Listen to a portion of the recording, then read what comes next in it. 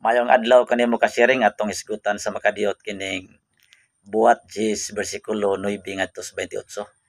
Actually ka-sharing kini nga mga bersikulo ha, usa po ni sa mga gibasihan sa uban.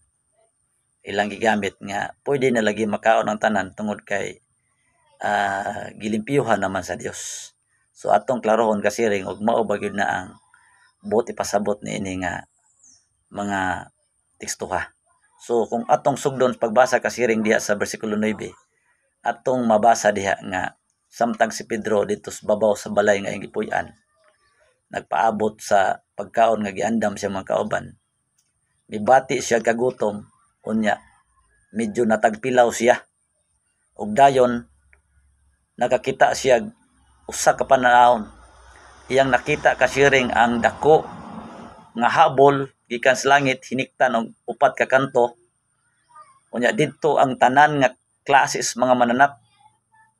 Unya gihinay-hinay kini og tunton gipakanaog paubos ug dayon adunay tingog nga nag-ingon, Pedro tindog ihaw og kumaon. Katulo ka bisis ka-sharing gibalik-balik na nga tingog. Unya medyo nakurat si Pedro. Ingon niya nga, dili Ginoo, no Lord, tungod kay sukad sa akong pagkabata or pagkatao, wa pa gyud ko makatila og mga butang mahugaw o dili binalaan. So gibalik ka-sharing ang maong habol nga didto ang mga mananap pasakas langit. Unya may tingog dayon nga nag-ingon, ayaw paghinganlig mahugaw o dili binalaan ang mga butang nga gilimpyuhan na sa Dios. So kung diha ra ta kutob mga ka-sharing sa atong pagbasa, makaingon gyud ta nga ipakaon na gyud tanan kay gilimpyuhan na. Pero atong ipadayon ka-sharing ang pagbasa para ato yung masabtan. Human niya na ka-sharing na malandong si Pedro. Naglibog siya kung matod pa diha sa 17 ngadto sa 20, nalibog siya unsay kahulugan sa iyang panan-awon. So bisan si Pedro ka-sharing wa niya giliteral ang iyang nakita. Tungod kay nakaibalo siya nga dili to siya literal, adunay buot ipasabot ang Ginoo. Kay miingon man diha nga nalibog siya unsay kahulugan sa iyang pananawon. So dili di ay literal ka-sharing kundi simbolikal. Ang mga mananap nga iyang nakita aduna di ito'y buot ipasabot mga ka-sharing. So human ato ka-sharing adunay tulo ka mga tawo nga nanuktok sa iyang balay nga gipuy-an. Kadtong tulo day ka mga tawo nga nanuktok, nangita day saya kay gisugo day ito ni Cornelio, ang labaw sa mga sundalo, nga paadtuon si Pedro sa iyang balay aron paminsahion didto. Unya nakita ni Pedro nga mga hintil man ni. So ingon ni hunahuna ni Pedro, dili gyud siya muuban.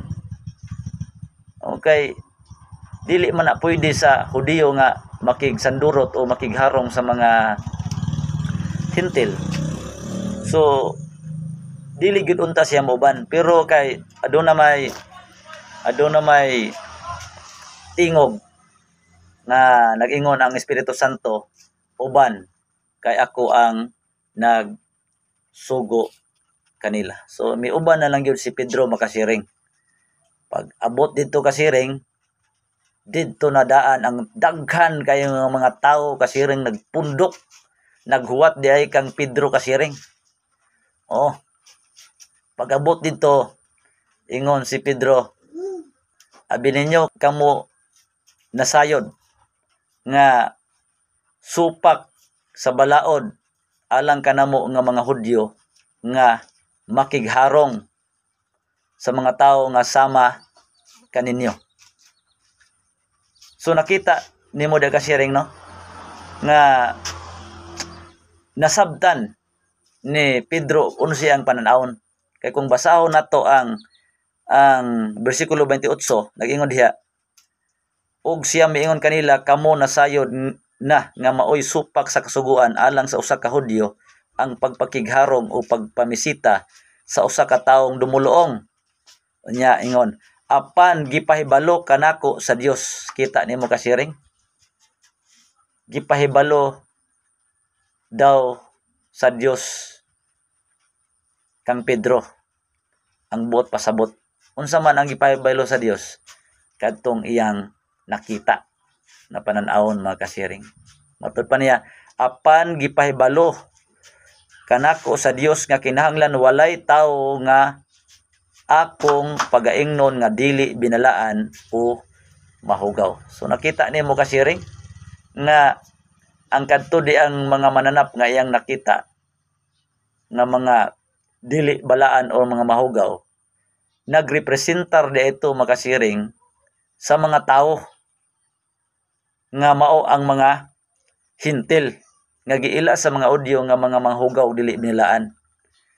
Pero gipakita kang Pedro sa Dios nga pinaagis panan-awon nga wala nay pagatawgon nga mahugaw o dili binalaan nga mga tao tungod kay ang tanan iya namang gihugasan diha sa iyang dugo. So dili gyud ay mananap ang buot pasabot dinhi kasiring nga literal nga pwede na makaon ang tanang mga butang kun dili nagsimbolo dinhi sa mga tao nga gihugasan na sa Dios, gilimpyuhan na sa Dios ang ilang mga sala didto sa Kalbaryo sa cross. Hopefully makasiring imong nasabtan ang atong jutay nga pagtuon ini nga bersikulo. Kung gusto pa ka nga imo gining matugkad, balik-balikan ipagbasa aron imo gining masabot pagayo. Daghang salamat kasiring og mayong adlaw kanimo.